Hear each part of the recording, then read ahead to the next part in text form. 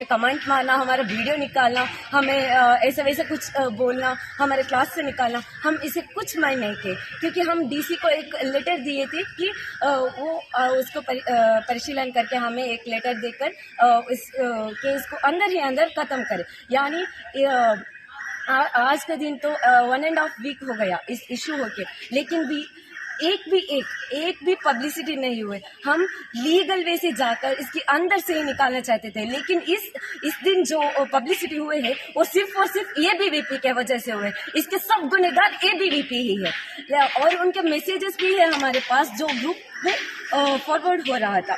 लेकिन 24 का लगता है सब यह कह रहे थे कि इन तुलु लैंग्वेज जो वो लोग कह रहे हैं कि सब ऑरेंज शॉल लेकर आइए, हम ऑरेंज शॉल पहनेंगे।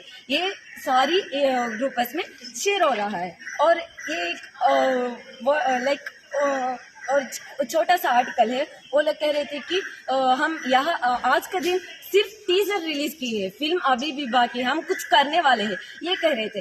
इसे देखकर उन्हें नहीं पता था कि हम भी उस ग्रुप में हैं, तो ये लोग उस मैसेज को सब डिलीट किए, delete for everyone because we can't see the message. वो सब मैसेज डिलीट किए, यानी हम नहीं देख सकते।